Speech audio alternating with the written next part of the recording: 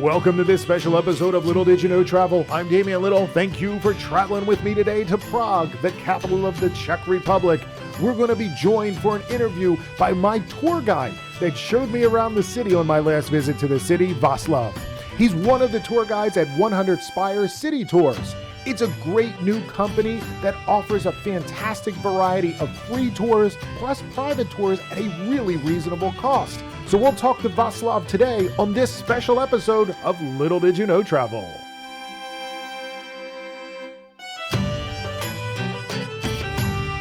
Welcome to Prague in the Czech Republic and one of my more favorite cities in Europe. And I know I say that a lot, especially on these last series of videos. Well, after COVID, I finally was able to travel back to Europe. And yeah, I went to a lot of my favorite cities in Europe, and Prague is definitely one of them. But this time I wanted to do something a little bit different and learn more about the city I've been to a lot of times since 1991. I've been to this city and I've watched this city grow. So I went online and started looking for a tour. And then I was looking for something focusing on communism and World War II. And I found this company called 100 Spires City Tours. Now we're going to talk to the tour guide that toured me around for about 3 hours. I want to tell you up front, I did not get paid to do this. They didn't pay me to do this. There's no financial interactions at all. This is just me as an avid traveler who found a company that truly cares about giving a quality tour. And yeah, it's free. Of course, it's expected you to tip after your tour, which you think it's worth. So we're going to talk with Vaclav. He was my tour guide. He's also one of the more instrumental players in this small company, 100 Spires City Tours. We're going to learn about their services they offer if you plan to go to Prague, but also a lot of insight into a guy who was born in the late 80s that grew up right after communism and watched his city grow. Now, this episode is a little bit different, but don't worry. We have a few more videos coming up about Prague, and we're going to do some hotel reviews, plus some walking around the city together. So make sure you hit that subscribe button, hit that bell so you're notified when those videos post. But without further ado, I would like to introduce the tour guide that toured me around for about 3 hours in the city of Prague. And I hope I say his name right, Vaclav from 100 Spires City Tours. Hey guys, it's Vaclav from 100 Spires City Tours. Most Americans would call me Vaclav. Vaclav? Okay. Vaclav, yeah. But the correct way is Vaclav, Slav, right? Vaclav. Yeah. Right. So the correct way is Václav, as the C sound in Czech is like TS in English. Okay. Yeah. I'm from Prague. Live here my whole life. Work as a tour guide. And yeah, we also have a YouTube channel. I guess like you have a YouTube channel now. I'll link to it down below for sure for you. Yeah. I watched your videos, actually nice. Like I didn't know, like sometimes people come and they also say, hey, like we make some videos on YouTube, but actually like your videos is good quality. I like them. Yes. And I'm trying to grow. So I decided right before I went on this trip to Europe, I was like, you know what?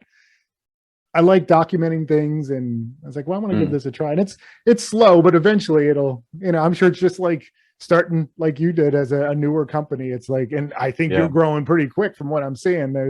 Seems like you're always busy, and I'm watching you and following you on social media and seeing all these different tours. And Hi. Hello. And welcome to Prague. We are 100 Spires City Tours. Prague licensed guide. So tell me about your company, 100 Spires City Tours. We are actually 3 tour guides that worked together first and like in a different company, and then because of COVID we were sort of like forced out of that like old company, and things didn't work out, and then we sort of like decided to join all 3 of us, so work together as like partners basically, but like all three of us kind of run the company, and now we grew a little bit in the size, so we have like 8 guides working together with us. We don't work like a traditional tour agency in Prague, which basically has a boss, has office, pays the guides, like 20% of whatever they make on tickets, or maybe even less. We sort of just work together and work as partners, and and just share the expenses. Like if you need to pay for some ads and things, then we just collect money together and just pay that, and that's it. Yeah, kind of like communism almost. Well, but modern version. But it works better, right? You don't have we say the man, right? The big boss to worry about. So you have your own boss. So that's a lot better. Free tours to me, in my mind, were always this like college kid who's just trying to make money, and you never know what you wanted to get, and you might get like, it felt like a shakedown at the end, like you guilt trip. And I took a tour with you. I took one in Estonia. I took one in Krakow as well. And it's totally different than at least my one experience I had years ago. But I think most Americans think they have to pay for a good tour. And that's kind of what I want to say. Hey, that's not the case. Like you can get a really decent tour. You just got to pick the right ones. And the fact that I know you're local, like you were born in Prague, right? And grew up there. So talk about that. And are all your tour guides local, like lifelong? Yeah, so from all of the tour guides that we have, they're like there's one only that's actually not local, but he's, you know, we pick the guides based off their knowledge and whether we think, like for us actually what is most important is, and it's going to sound a bit funny, but respect to the city, you know. That you actually appreciate the place where you are, and that you know treated well. So like, because the thing that you actually said about free tours and sometimes it not being a good experience, it's unfortunately not always the case that you can do a free tour and it's going to be I do know recently I was just reading reviews, some other companies, not like, you know, they want to be different cities, and sometimes it's a bit shocking what people say, that like people actually like scream at them at the end they didn't get enough of tips and stuff. So it's not always like black and white, unfortunately. You do have to search for, you know, do a little bit of research before you travel, like look at like 5 different websites, being like, okay, I'm gonna go with this company. Yeah, but that's how we. That's exactly how I found your company, right? So I was in my hotel the night before. I said, you know what? I've been here before, but I know some things, but I want to know more. And then when I saw like you guys actually have specialized tours, like I'm really into like World War II history and communism and the things that, like when I visited Prague in 1991, it was the end of communism, but you definitely saw the remnants of communism. And each time I visited throughout the years, now like the first time I visited Prague, tourism in Prague was there, but it was more coming from the other side, right? There were more of the Eastern visitors than Americans, and people didn't know Prague. I mean, when I visited, it was still Czechoslovakia, right? I mean, the average American can't even say it or spell it. So that's when, but now like just talking to Americans that like to go into Europe, Prague is always listed as one of their favorite cities. But when I travel, I like to learn, like you said, I want to have some insight of what I'm looking at and to give that perspective. Like when you're standing in a spot, this happened here, right? And and that to me is what really makes a difference. So when I found, and that's what I did, I went on Google and I mean, a whole bunch of different places for reviews, and it's pretty impressive for the number of reviews your company has for, you know, 5 stars. I mean, that's people aren't generally, you don't get everyone happy no matter how good you are, right? I mean, there's always somebody with so congratulations for that. And that just I mean, I know I put reviews on there, and I know everyone in our tour group, and I don't know if as a tour guide you hear the other people talking in the background, but a couple people like are saying, well, this is a really good tour, this is a good tour. Like people are like this relief of like, oh, this is going to be a good thing. But born in Prague, you grew up, you were very young when it was still under communism, so you really don't. Well, yeah, like I was born 1988, so 1989 communism finished here, and so I have no memory of that, obviously. From ABC, this is World News Tonight with Peter Jennings, reporting tonight from Czechoslovakia. Good evening. They've been using a lot of adjectives here today like amazing and astounding and in some cases unbelievable. The news is this. Less than 2 weeks after Czechoslovakia was suddenly overcome by an astonishing drive for change, the Communist Party here has virtually agreed that it will give up its monopoly on power. Like I remember when I was a kid, like, you know, watching TV, watching the fairy tales. I could like I feel like there's something weird going on, like so there's like some change, but I couldn't really comprehend what it is. Right. Like I still remember reading books with like Czechoslovak, characters, and I remembered how I was like weird. It sounds weird to say this, but I was like weirded out by like the Slovak people because they, as Czech people, Czech child, I couldn't really understand them well. And then 1993 the split happened. And Now back to Europe, where another country seems set to split up. Czechoslovakia has existed for 74 years. It was created from two separate republics. Now the leaders of the Czech Republic and the Slovak Republic have decided to go their separate ways. but I don't actually remember. I know that I was like 5 years old when all of this Yeah. was happening. So Yeah, but yeah, still that city. I'm sure you remember. I actually found when I traveled years ago, I used to film on these things, these digital tapes, and I found 3 tapes from Prague, and I had to order a camera on eBay to be able to play these things. So I actually have footage. I'm going to put in my video from this was 2007, and just being there a few months ago, it's amazing. Except the KFC is in the same spot. I do remember that KFC right off the Old Town Square, or right off the square. There's that one near the subway station. Yeah. I mean, that one, for some reason, I, as a younger kid, as an American, but even when in the early 2000s, I was like 27, I chuckled that there's KFC here, right? And there was always a line. Like, it was a long line for KFC in 2007. All right. So how did you get into being a tour guide? the way I got to tour guiding was when I studied in the university. I was doing some like really bad part-time jobs and I needed more money. So interestingly, I just got to tour guiding through the pure need for more finance. It was like one of the first part-time jobs that I really, really enjoyed. And so I started first as a part-time job during studies. Basically studied a guiding school. So that's a special sort of like a program that theoretically by law, you should study to be a guide.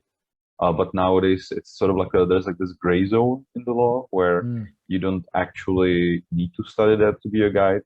But I studied it for just in case they change the laws in the future. And so yeah, I got licensed, and when you study this school, it's like a 6 months long program where they like specialize you in the history of the city and the country. Yeah, but I guess over the years, you too have just, it's like second wind now, right? As many times you've done a tour, you just know it all, and just it's got to be. I wish I could. I wish I could say I know it all. Yeah, but, well, I keep learning all the time. Actually, always like something new. So, and sometimes even from the tourists, you know, like actually some people like you who travel to Prague and they say like I've been here in like early 90s, and sometimes they tell me things that not even my parents would actually tell me. Like how, because they remember the city, right? And they remember how it looked like. And for my parents, it was just like a normal life. So they wouldn't care about like remembering things. Right? So it's just like, yeah, it's just a Tuesday, right? Yeah. I mean, it's just another day of the week. And and that's the thing. Cause it was I remember going, me and my parents lived in Germany at the time, and we took a bus trip from Munich, Germany to Prague. And it was still difficult to travel in and out of the Czech Republic, well, at that point, Czechoslovakia, as an American. I remember the border, we had to go through that. But all these women on this bus trip decided they wanted to buy chandeliers and crystal. And at that time, there was like this limit of how much you could take out of the country, currency and also product. Well, this one lady didn't follow the rules, and leaving the country, they picked up this big, like she bought 3 chandeliers, and they're like, whose is this? Whose is this? And she wouldn't answer. So we were stuck at the border trying to leave. But my mom we followed the rules, but my mom still has a Bohemian crystal chandelier today that we got in 1991. And boy, it was cheap. I do remember how cheap things were, but cheap for us, but it was like the currency, I guess, wasn't good at that point. But yeah, I mean, that's most of Eastern Europe. But as an American traveling to Prague, I was like, wow. And it made me more open-minded, like, because, you know, growing up in the States, you're kind of in a bubble, right? You're just walking around, you need something, you go to the store and have it. And at that time, you couldn't get everything you wanted when you wanted it necessarily. So it definitely opened my eyes up to just different culture. And I think that's I would say it's my first big trip. I mean, even though we lived in Germany, that's where we lived, but that was our first big trip in Europe. And I think that's where my passion for travel started, was visiting Prague. Because I'm looking at these buildings, I'm like, is this real? Like, there's a castle on a hill. There's this bridge with all these statues. And I mean, and I'm a photographer too on the side. Man, if you're a photographer, I think Prague is one of the most photogenic cities, no matter what time of year you go. And just, yeah, I mean, what is your favorite part of the city? Like, if you do a tour, what is your, like, out of all the tours you do, what is your favorite spot when you're kind of guiding people around? Yeah, it's weird. I actually was thinking about that because just today, actually, I was thinking about that.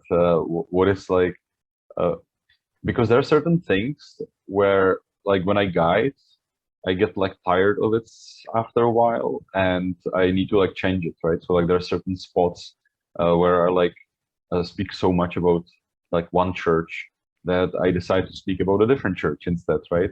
But there's like one place where I never really get bored of speaking about it, I've noticed, and it's the astronomical clock, however cliche that sounds, and the cathedral in the Prague Castle. Like it's obviously the most touristy site. So for a lot of people, like nowadays, like the modern travelers, right? They like this like off the beaten path places.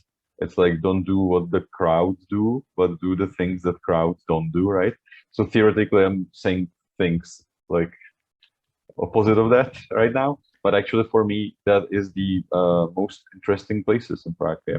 I never get tired of it. And actually, the more you learn about the clock or the cathedral, the more interesting it is. And sometimes I just wish I even had more time to talk about it. Like, but it's really like, that's the one frustrating thing, that you go inside of the cathedral in Prague Castle and you have like 15 to 20 minutes to talk about the church. And it's like, it's just like, you don't even scratch it. Yeah, but you like, can't do it justice, right? I mean, it's such a, yeah. And when I did this last time, I got up like at 5 in the morning. I was there at the end of May, early June. And I walked around the city, St. Charles Bridge, up to the castle. It was the best because there was no one. It was still people out, but to get a good photo, to really just sit and look, because when you're walking across the bridge when it's busy, you're just pushed. I mean, it's just the momentum. You can try to stop and look at the statues or look at just what's going on around you. So my recommendation, if you're not an early bird, get up early. It's worth it to take photos, to walk around. My recommendation is, to add to your recommendation, is when you wake up early and you like cross Charles Bridge, in any place, when you see photographers with tripods, go next to them, look where they are looking, and take a picture. Because there is like a bunch of people in the city which actually are like professional photographers, and they always know like where is the best spot at like what moment. So you can always like steal their angle. It is one of the most picturesque cities, I think, definitely in Europe and potentially the world. I mean, it's no matter everywhere you look, and there's different angles. Like up to the castle and the this is the Royal Gardens, right? Is that the proper name? The gardens. I mean, just walking in the views down there, and that's why I say if first time visiting, find a tour, because you offer very basic, like walking tours, right? Get your bearings straight, and then after the tour, you can kind of plot out where you want to go. It's a very walkable city. But all right, so I know you do the World War II communism one, right? What's the other ones you have? Yeah, so we do the Old Town Jewish Quarter and the Charles Bridge tour, which sort of like theoretically you could call it like the introduction to Prague, where you cover the main sites, but also like a little bit of the beaten path within the Old Town. And then we do the free Prague Castle tour as well, which is more like an intro to Prague Castle.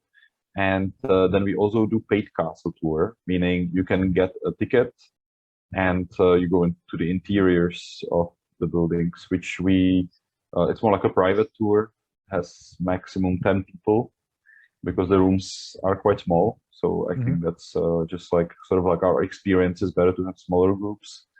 And that's it. And then we do private tours, right? And the private tours, that's whatever people want, we do. Sometimes we even go with them outside of Prague, like on the Terezín concentration camp or Kutná Hora, which is, you know, the UNESCO city. We also did like recently a private tour to Karlstein Castle, so that's also possible. Yeah. So people could But just we- reach out and prearrange something and say, hey, this is what I want to do. I want a good Yeah. guide to guide me around. And Yeah, we can Nice. pretty much do anything as long as the people have the right amount of money for it. well, that's true. And that, but you Yeah. know what, sometimes, and I've done that a lot and I am a fan of, because as when I really want to take photography, regular tours sometimes slow you down, right? Or you're going too fast. And sometimes I need to stand somewhere. So I've hired guides before and say, hey, I'm a photographer. Take me to cool places. Be patient with me. I want to know, but I also want to take photos. So yeah, I mean, everyone does. And I saw on your website, the private tours in the city itself are fairly reasonable, right? Price-wise? Yeah, we do 90 euro. Well, sorry, 90 euro for 3 hours. So it's basically, it doesn't matter the size of the group, and it's like 1 hour, 30 euro. Yeah, so if a family of four is visiting, man, that to me, that's a deal. And Yeah, you know, it's like- when we talk about these free tours, I guess I should explain how they work, and you can chime in too, because it's your livelihood, right? So Yeah. you take these free tours, but you're expected to give a tip to the guide at the end. And I mean, I'm going to say my normal amount. I'll look at your face and see if you agree. To me, I'm thinking, like, I always say to myself, what am I willing to pay for this? And I paid, and in Prague years ago, I paid a lot for a tour that was not great. And I'm thinking 20 euros. Is that average or is that high? I think it's 20 euro. If somebody gives me 20 euro personally, I'm very happy with that. Yeah. That's considered for me like a really good tip. Yeah. Per So I mean, to person. me, that's what you're. I think that's what I gave. I don't remember, but that's what it was worth. Because Yeah. if you look online of how much you can get an hour and a half to 2 hour tour, what you're going to pay more than that at times. And so, you know, even though it's a free tour, don't be cheap. That's my message. But I mean, if it's quality, and that's why. I mean, I would not have you on, you know, helping you promote your business, and neither one of us are getting any financial back and forth to this. I just want to say that too. Yeah. I mean, this is just, I respect what you're doing. I remember we talked about how to get through COVID, and I was like, yeah, and you included history, but you didn't bore me with history, because I've been in some tours where it's like, I feel like I need to flip the page in my history book, right? And it was interactive. It was, you know, the stories you had, and just like pointing to a corner and saying, this happened here. Yeah, it's definitely it was a very appreciated tour, and I would recommend everybody just check it out. So social media and your website, right? So it's 100 Spires. Yeah, so the name is the 100. It's a bit like a tongue twister almost, but it's 100 Spires City Tours. Okay. The reason why it's called like that is because the city of Prague has two, I would say, internationally known nicknames, and that is either the Golden City or the City of 100 Spires, like steeples, you know, like the pointy rooftops. So that's why it's called the 100 Spires City Tours. Yeah, and our website is pretty much simple. It's tours-prague.eu. Yeah, that's it. Yeah. Nice. And then for these free tours, you make a reservation ahead of time, right? Yeah, it's kind of necessary actually, because especially now during summer, it's we are basically running out of space almost every day. Right. And so a you lot do of the time, cap your tours, right? Yes, it's not usual, and that's also like one thing I guess that makes us a bit unique in this case. But we try to keep the sizes to about like 25-30 people per tour guide, which, like, the company I used to work for before, it was not the case. Sometimes I had like 50, even 60 people, which was crazy. You'll lose, So, yeah, we right? try I mean, to. it's like, come on, everybody. Yeah, they were, you know, like it was like money-making business. So obviously the company was like, well, we want as many people as possible. But yeah, we try to keep it at like 25-30 because I think that's the most comfortable for everybody. People can hear you, and you know, the bigger the group, the slower you are, as well as so like the smaller the group, the more you can see as well. Right. And I remember booking it. I got the directions. It's like super easy to find the meeting point. Mhm. It's great. I mean, as I knew the city a little bit, but I can tell you, if it's your first time in the city, you just follow the directions, you know where to meet. There's even a sign that says meeting point. There's a lot of things that meet there. You have you had an umbrella, red, right? Yeah, we have a red umbrella, and it has a big like white number 100 on it. So it's like pretty easy to find. We don't have some like small letters or anything. It's just like a big 100. Yeah. Yep. Cool. All right. So if someone comes to Prague, where is your favorite place to eat? To get a traditional meal? You're talking about Czech food? Yeah. Okay. Well, my favorite place is U Rudolfina, which is next to the Rudolfinum concert hall. So that's why it's called like that. It's actually about 5 minutes from Charles Bridge. So it's also kind of easy to find. Why is it my favorite place? I think it's mainly because it's good quality regarding like what you pay and the thing you get for it is actually really good.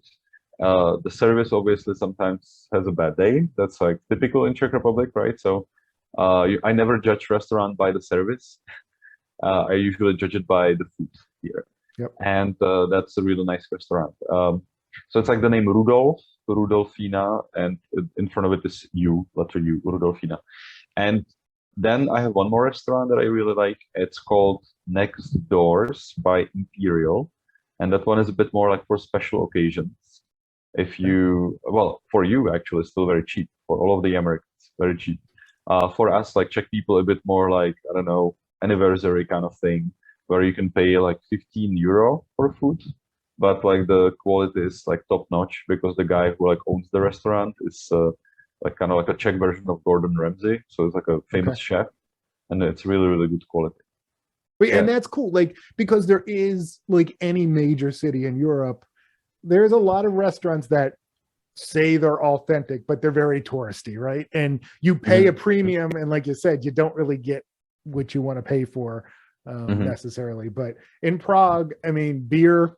If you like beer, you're golden, right? You got some really good beer. The Germans try to take all the credit for the Germans have good beer, but Prague, you have, and if people didn't know this, and I'll bring this fact up, was Budvar, the city of Budvar, was where the original Budweiser, as Americans know it as, that name came from.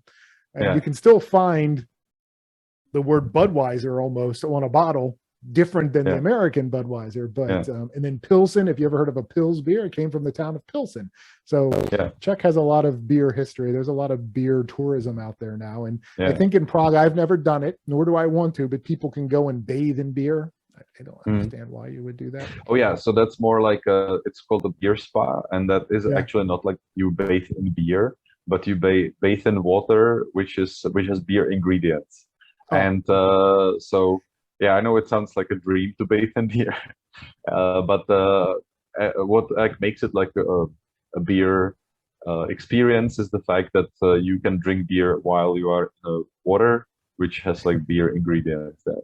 And so like they have like normally a tap next to the bath, and you can pour the beer yourself, and it's usually unlimited.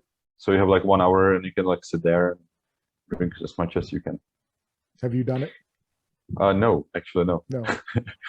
But my colleague did, and he liked it. But it's not like a typical thing Czech people do. It's more for like, I mean, you can do it, but it's more.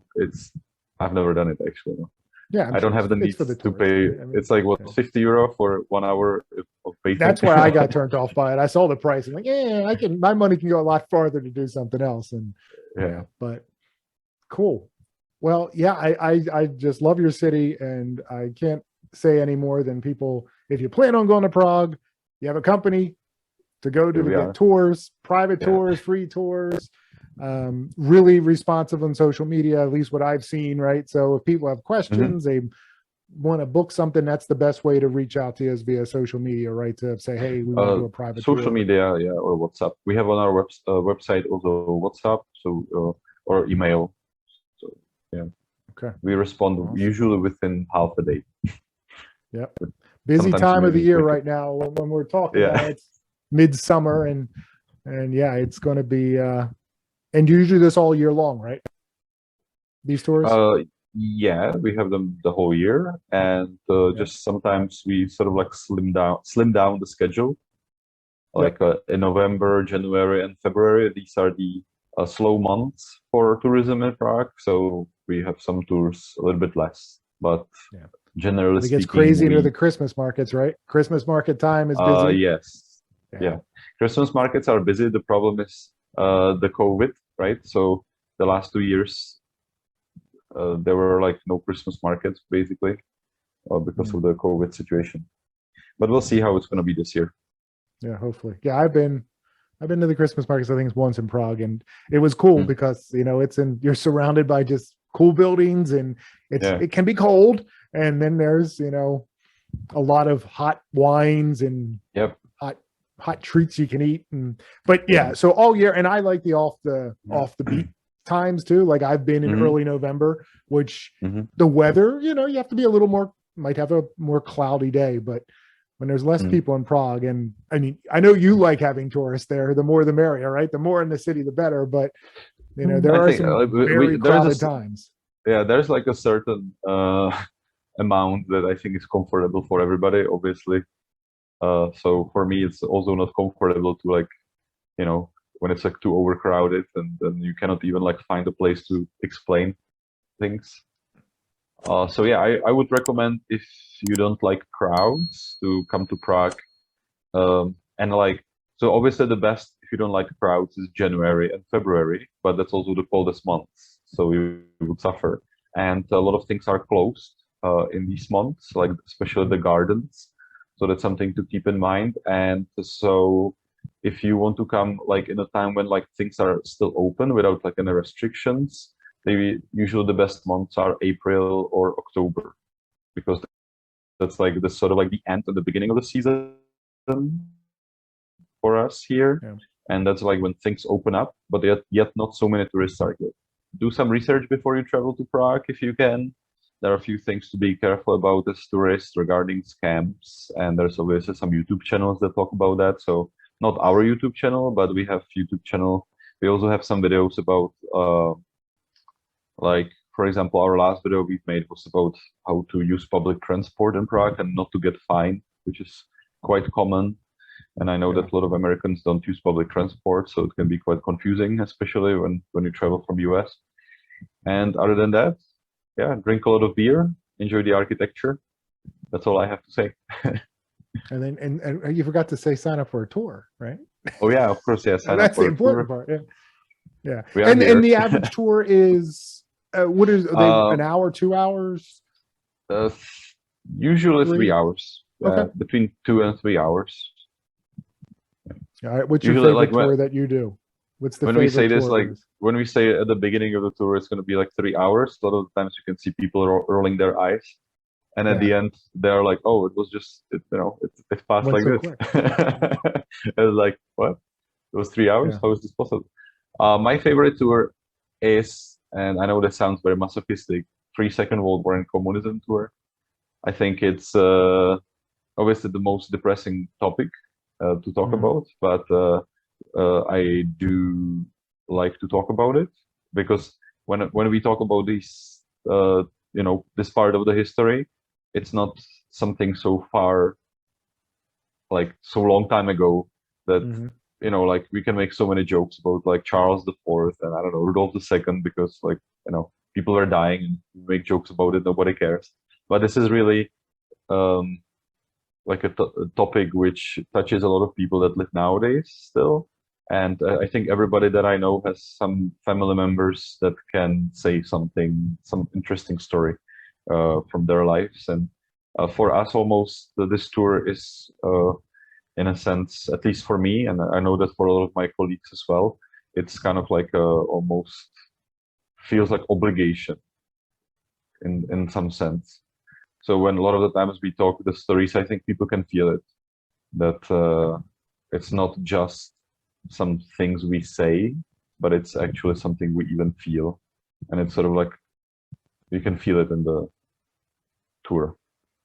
Yeah, and I agree, because that's the tour I took. And yeah, it is definitely, I mean, if I had a couple days in Prague, I would recommend your first day there, explore, if you have a full day, maybe try to grab a tour, the overview, get your bearings, walk around, explore, and then maybe your last day do that tour, because you see the sights because everything's so compact in the city, it's all there, but you end up, you've walked somewhere that you didn't realize earlier that something major happened in recent history, and then it really does kind of get you, like, and the stepping stones is a great example of that. If you don't know what that is, when you're walking around most European, now even worldwide cities, right, there's little stones in the cobblestones with a memorial of where somebody who perished, mostly Jewish, in World War II lived pre-war. And when you start seeing them all over the place, you're like, and then you're at their doorstep. I mean, it does. It messes with the human brain. Like, wow, and and it's recent. I mean, it's long ago history, but it's recent enough. My grandfather was in World War II. Exactly. All right. Well, thank you for your time. Get to bed. Sorry to keep you up late. Yeah, thanks for inviting me for this. Thanks for watching this special episode of Little Did You Know Travel. More on Prague coming up in future episodes. We'll see you next time. Thanks again for watching.